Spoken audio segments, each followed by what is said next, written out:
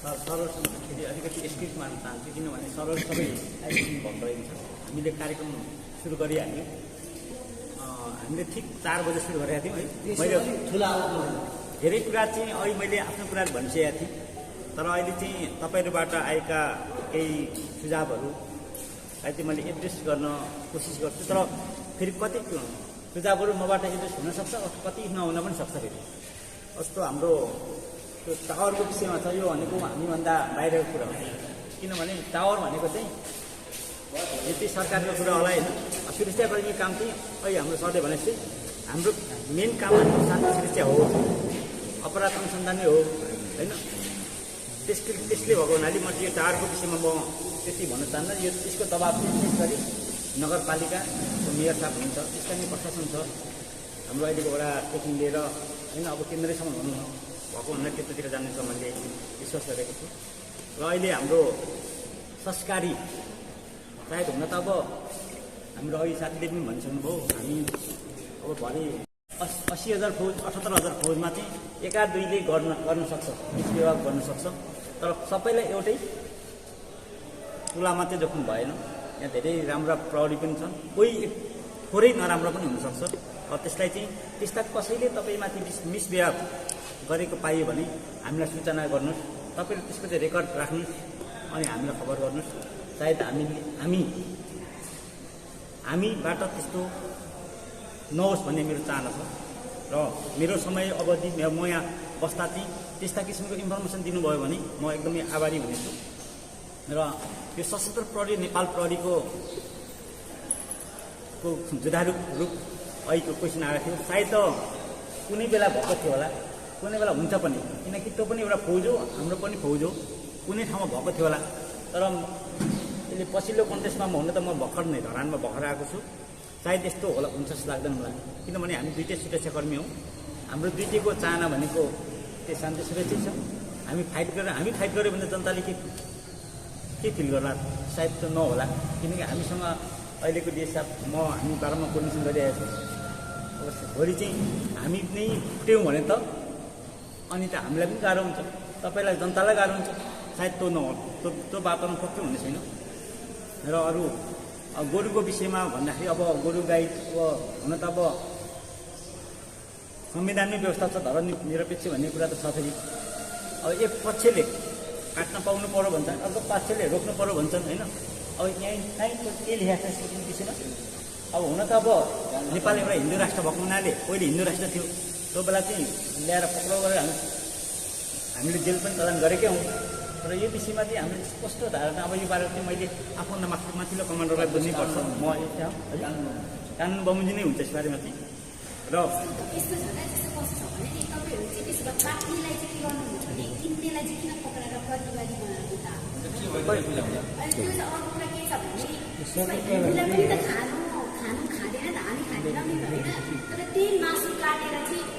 बनाएर बगानमा किन बेचिन्छ?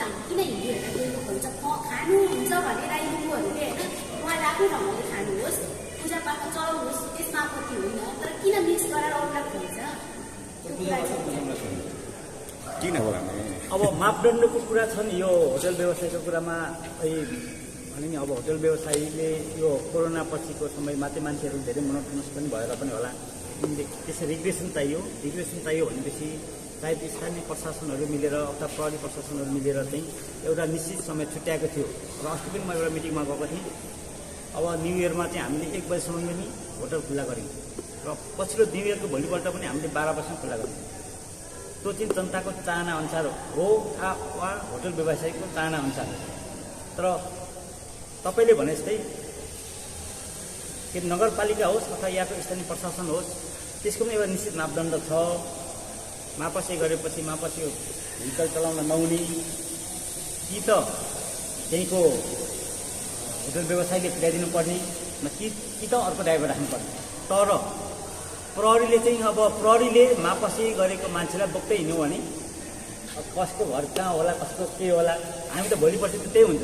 प्रहरीलाई बोलाएपछि के होला त मापसी खाने, प्रहरीलाई बोलाउने, घर फैदिइहाल्छ भन्नु थाल्यो भने चाहिँ गाह्रो होला। सायद प्रहरीले चाहिँ त्यो कार्य गर्दैन, हामी चाहिँ पक्रेर ल्याएर थुनिदिने हो। अब त्यसमा चाहिँ हाम्रो कार्य चाहिँ घर पुर्याउने चाहिँ हो। र अब भेरेटारको विषयमा हो तपाईँले भन्छ चेकिङ भेरेटार भनेको एकदमै यो सेन्सिटिभ एरिया पनि हो।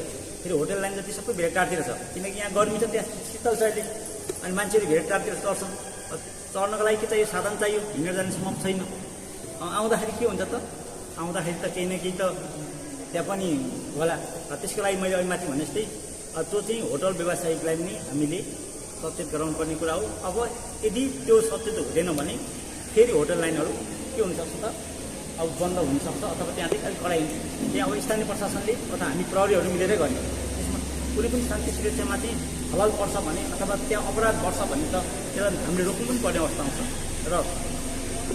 र यो पेट्रोलको कुरा गर्दाखेरि होला एका दुईले भन्यो होला, तर हामीले हुन त हामीसँग निश्चित रिसोर्सेस छ, तैपनि हामी चाहिँ त्यो रिसोर्सलाई म्याक्सिमम युज गर्ने अभ्यास गर्छौँ। तपाईँले पनि देख्नुहुन्छ होला, मसँग अहिले यहाँ 3वटा भेहिकल छ। हामीले त्यो 3वटा भेहिकल बिहानदेखि हामी रातिसम्म कुद्छौँ। र त्यति मात्र होइन, हामी प्रत्येक दिन चाहिँ हाम्रो म्याथ थप्न चाहिँ एउटा टोली चाहिँ उहाँ इनरवा जान्छ। तर पनि हामीले त्यो रिसोर्सलाई म्याक्सिमम युज गरेर चाहिँ हामीले चाहिँ प्रत्येक घर घर अथवा घर नभए पनि गल्ली गल्लीमा चाहिँ हाम्रो भेहिकललाई चाहिँ पुर्याउने कोसिस गरिरहेको छौँ। हाम्रो भेहिकल वडाको भेहिकल छ, यहाँको मोबाइल फोन भने हाम्रो हिँडिरहेको छ। हाम्रो असेसब सेसाको कमानमा हामी यहाँको कार्यालय प्रमुख गर्ने गाडी छ, त्यो गाडीमा कहिले म हिँड्छु, कहिले मेरो टोइसी इन्फो साहबहरू हिँड्नुहुन्छ। तर हामीले सबै ठाउँ प्राय पञ्चकन्या माथि कुनामा पर्छ, त्यस ठाउँबाट पनि मैले आफैले पनि केटाहरू पक्रेर ल्याएको छु। हाम्रो भाइहरू अहिले भित्र छ, सायद त्यो दन्तकाली होस्, त्यो ठाउँमा म दैनिक पुगेको हुँ। त्यो सेल्फी डाँडामातिर चाहिँ इन्फर्मेसन आएपछि म पनि गइरहेको छु। तर हामीसँग पनि के छ, रिसोर्सेसहरू एउटा मेन पावर पनि एकदमै कम छ। यही मेन पावरको कुरा गर्ने भने हामी टोटल हामी 65 जना होइन, 65 जनाले मेन पावर। कति मान्छे यहाँ कार्यालयमै हुन्छन्, कार्यालय पनि अब यहाँ मात्रै वडामा होला, विभिन्न ठाउँमा छ। यो यहाँको मात्रै जनशक्ति होइन, यो चाहिँ यो धरान एरियाभरिकै 160 यहाँ 65 हाम्रो मात्रै। त्यसले गर्दाखेरि त्यो जनशक्ति चाहिँ हाम्रो अनुसन्धानदेखि लिएर प्रशासनदेखि लिएर हाम्रो कार्यालय सुरक्षादेखि लिएर होइन सबैतिर त्यहीँ खटिरहेको हुन्छ है। त्यसैले तपाईँहरूले चाहिँ अब हाम्रो मेन पावर पनि कम छ। र फेरि हामी चाहिँ 24 आवर्स बिहान बेलुका जस्तो 10 to 5 मात्रै होइन नि हामी त बिहान पनि जानुपर्छ, बेलुका पनि जानुपर्छ, राति पनि जानुपर्छ, 24 आवर्स ड्युटी हुन्छ। त्यसैले त्यो रिसोर्सेसहरूले पनि हामीले म्याक्सिमम युज गरेर लाग्छ मलाई। र सायद त्यसलाई पनि एउटा प्लानिङ गरेर त्यस्ता रिसोर्सेसहरू चाहिँ कतै ल्याप्सेस छ भने त्यसलाई चाहिँ हामीले योजना गरेर त्यो अनुसार हामी तयार गर्न सक्छौँ। र अर्को कुरा निर्वाचनको कुरा थियो। निर्वाचनमा अब हुन त अब निर्वाचन सुरु भइसकेको अवस्था नै छ, किनकि हामीले म्यादी प्रहरी भर्ना गरेर आज 8औँ दिन भयो। 8औँ दिन सञ्चालन भइरहेछ अहिले तालिम। निर्वाचनको लागि हामी तयारी केन्द्रबाट निर्वाचन अधिकृत आइसक्नु भएको छ। र यो हामीले कदापि डर त्रास होटलमा गएर कसरी डर त्रास फैलाएको छ, त्यस्तो फैलाएको छैन। हाम्रो सूचना दिनु हाम्रो उद्देश्य भनेको शान्ति सुरक्षा हो। हामीले बाहिर गाडी राख्छौँ। किन गाडी राख्छौँ भने यदि त्यो गाडी हेरेर पनि कुनै अपराध गर्न आँटेको व्यक्ति छ भने ती व्यक्तिले कुनै कसरी नगरोस् भनेर। मैले चाहिँ अस्ति न्यु इयरमा एउटा गाडी पुल पारिराख, एउटा गाडी पुल यता राख्नु, म चाहिँ त्यसपछि म माक्रो एरिया लागेँ। त्यसको अर्थ भनेको चाहिँ कुनै पनि कसरी गरेर भाग्न नपाओस्, समातेर राख्न सक्नु। यो गाडी रहेछ प्रहरीको भनेको एउटा चाहिँ हुन्छ नि प्रोएक्टिभ र रिएक्टिभ भने नि, त्यो चाहिँ प्रोएक्टिभ टाइपको चाहिँ हामीले चाहिँ त्यसलाई खबरदारी गर्नु सक्छौँ। र त्यो तर कोही व्यक्तिलाई हाम्रो चाहिँ खास 10:30 बजे चाहिँ त्यो बन्द गर्ने। के बन्द गर्ने भने खानपान बन्द गर्ने त्यहाँभित्रको, र 11 बजेभित्रमा बिलसिल बुझाएर हिँडिसक्नुपर्छ भनेर चाहिँ हाम्रो यहाँको प्रशासनले आदेश गरेको हुनाले सायद 11:05 होला अथवा 2 मिनट हुनसाथै प्रहरीले गरेर चाहिँ केही त्यहाँ चाहिँ अलिकति अब त्यहाँ आफ्नो के भनौँ भर्बली तपाईँलाई रिक्वेस्ट गरेको हुनसक्छ है। र अर्को कुरा भोटेपुलमा चोरी। अब भोटेपुलमा चोरी अहिले किन चोरी बढ्नेको कारण के होला त? त्यो मैले चोरी यो अहिलेसम्म यहाँ जति पनि खुकुरी हान्छन्, चोरी गर्छन्, कारण के होला? मेरो कन्टेस्टमा भनेको मान्छेलाई चाहिँ अहिले यहाँका धेरै मान्छेहरू चाहिँ स्पेसली युवा सर्कल चाहिँ ड्रग्समा छन्। ड्रग्स खानलाई के चाहियो? पैसा चाहियो।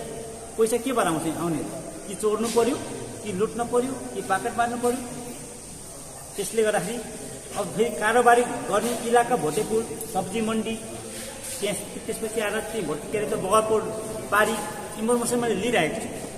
त्यसले गर्दा त्यस कारणले पनि त्यो ठाउँमा चाहिँ बढी त्यही कसरी घटेको हुनसक्छ। र बच्चाको केसमा बच्चाले चोरी गर्यो त्यसलाई त हामीले मुद्दा चलाउनु मिल्दैन हो। रियली 10 वर्ष मुनिको कुनै पनि बच्चाले कुनै कसरी गर्छ भने त्यसलाई चाहिँ आम माफी छ। त्यो चाहिँ हामीले बनाएको नियम होइन, कानुन होइन, होइन त्यही व्यवस्था छ त। 10 देखि 14 वर्षमा गऱ्यो भने 6 महिना छ बढीमा कैद, पहिलोचोटिमा त्यो पनि माफी छ। अनि 14 देखि 16 मा गऱ्यो भने त्यसले 50% सजाय पाउँछ। 16 देखि 18 वर्ष गरे पनि त्यसले 75% पाउँछ। तर पनि कहाँ लानुपर्छ त्यसलाई? बाल सुधार गृहमा होइन।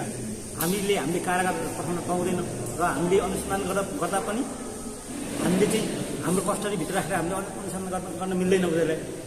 सायद हाम्रो सही साहबहरूले असाबले त्यही भन्नुभएको होला होइन। र हाम्रो प्रहरी त भने प्रहरीलाई हामीले सकेसम्म छिटो चाँडो रेस्पोन्स गर भनेर चाहिँ मैले इन्फर्मेसन पाउनुसाथ चाहिँ अथवा मेरो डयसीले अथवा सञ्चालनले पाउनुसाथ चाहिँ हाम्रो आदेश दिन्छौँ। होला कुनै ठाउँ प्रहरीले जस्तो यहाँबाट आधी घन्टा लाग्ने ठाउँ पनि होला। फर इक्जाम्पल भेडेटारको टुप्पातिर चाहिँ घटना घटो, किनभने हामीबाट त डिस्टेन्स त टाढा छ नि त। फेरि प्रहरीको गाडी ठोकाउँदै हिँड्नु पनि भएन। फेरि हाम्रो त्यहाँ एक्सिडेन्ट घट्यो अथवा त्यहाँ घटना घट्यो, बाटोमा अर्को एक्सिडेन्ट घटायो भने झन् अर्को लफडा हुनसक्छ। एउटा निश्चित के अरे स्पिडमा हिँड्नुपर्ने हुन्छ होला। त्यस कारण त्यो ठाउँमा चाहिँ कहिलेकाहीँ फेरि एउटा भेहिकल एउटा काममा बिजी भइरहेको हुन्छ अनि सवारी साधन एकतिर बिजी भइरहेको हुन्छ। त्यो बेला चाहिँ कहिलेकाहीँ चाहिँ के हुनसक्छ भने काम विशेषले कसले प्रायोरिटाइज पाउने पनि हुनसक्छ, कसलाई प्रायोरिटाइज बढी गर्ने र कसलाई कम गर्ने पनि हुनसक्छ। त्यस कारणले कहिलेकाहीँ चाहिँ प्रहरीहरू चाहिँ अलिक ढिलो पुगेको पनि हुनसक्छ। तर हामीले चाहिँ काम विशेषलाई चाहिँ विशेष ध्यान दिएको हुन्छौँ। र सूचनाको कुरामा मलाई साथीले कसले फोन गर्नुभएको थियो, अस्ति जस्तो पनि फोन गर्नुभएको थियो। सायद सूचना कसैले नदिनु भनेको छ। हामीले दिन मिल्ने सूचना हामी दिन्छौँ। दिन नमिल्ने सूचनाहरूलाई हाम्रो जिल्लाबाट चाहिँ हाम्रो सरको त्यहाँ सेकेन्ड मिल्दा चाहिँ प्रवक्ता तोकेको हुन्छ। प्रवक्ताबाटै किन हामीले जे पाए चाहिँ सूचना दिन मिल्दैन, त्यसलाई भेरिफाई गरेर कस्ता किसिमको सूचना हामीले दिन मिल्ने, कस्ता किसिमको सूचना प्रवक्तालाई दिन मिल्ने, कस्ता किसिमको सूचना दिनै नमिल्ने भनेर त्यसरी क्याटेगोराइज गरेको हुन्छ। त्यही अनुसार सरले सूचना पाउनुहुन्छ। होला पहिला फोन गर्ने व्यक्तिले पहिला सूचना पाउनु होला, अन्तिम फोन गर्ने व्यक्तिले अन्तिम सूचना पाउनु होला। त्यही पनि त्यसले पनि असर गरेको हुनसक्छ। र तर हाम्रो बनाइ चाहिँ यो मेरो पत्रकार साथी नजिकको साथी टाढाको साथी चाहिँ होइन, सबै मेरो लागि चाहिँ हाम्रो लागि समान हो। किनकि हामीले भने हाम्रो इन्भेस्टिगेटर भनेको मैले अघि भनिसकेँ, यो समाजमा धनी हुनसक्छ, गरिब हुनसक्छ, विभिन्न जाति हुनसक्छ, विभिन्न राजनीतिक पार्टीका हुनसक्छ, कोही विभिन्न खालका के अरे राजनीतिक दलका चाहिँ मुख्य व्यक्ति हुनसक्छ, कोही चाहिँ एकदम गरिब हुनसक्छ होइन। त्यहाँ पनि भए पनि जस्तो भए पनि हामीले हेर्ने दृष्टिकोण चाहिँ कानुनले चाहिँ हामीलाई समान हेर भनेको हुन्छ। त्यसैले गर्दाखेरि कसैलाई पनि काखा कसैलाई पनि पाखा हामी गर्दैनौँ। र तपाईँले के सोच्नुहोस् भने हामीले सूचना पाएनौँ, फलानाले सूचना पायो होला, उहाँ चाहिँ स्पोर्टमा पुगेको हुन सक्नुहुन्छ, उहाँ आफूले देखेर लेखेको हुन सक्नुहुन्छ कति कुराहरू। किनकि सूचना यो ठाउँमा यो भयो अरे भनेपछि हामीभन्दा अगाडि उहाँले इन्फर्मेसन पाएर उहाँ आफै पुगेको हुन सक्नुहुन्छ। त्यस कारण तर हामीबाट चाहिँ कसैलाई पनि तलमाथि गर्ने छैन। हामीले दिने सूचनाको हकमा सबैले सूचना पाउनुहुन्छ भन्ने म विश्वास दिन चाहन्छु।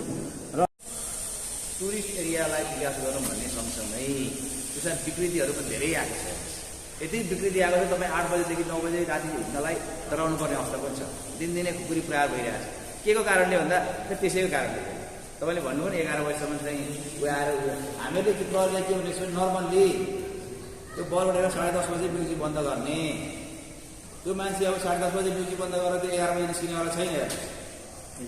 त्यो निस्किँदा 12 बज्छ 1 बज्छ अन्यतिर सेक्युरिटी जानुपर्ने पुलिस सबै त्यहाँ इन्गेज भइरहेको छ। किनभने त्यहाँ झगडा हुन्छ, किन त्यहाँ त मान्छे मापसै गर्नै गएको कष्ट कुरा। त्यो ठाउँमा विभिन्न किसिमका मान्छे आउँछन्, त्यहाँ ठाउँबाट धेरै मान्छेलाई हामीले कारवाही पनि गरिसकेका छौँ। त्योसँग कतिवटा कुरा जोडिएको छ भन्ने कुरा एउटा कुरा। अरू कुरा उहाँले भन्नुभयो नि मलाई उत्तर दिँदिनँ सरले थप्ला दिनुहुन्छ फेरि मैले दिएको जानकारी सरले जानकारी यो जङ्गलको छेउमा एनटिसी लाग्दैन एनसिएल लाग्दैन भन्नुभयो नि यो चाहिँ नर्मल्ली हामीले पहल गर्ने हो तर विशेष गरी नगरपालिकाले कोर्डिनेसन गरेर त्यो चाहिँ गर्दा बेटर हुन्छ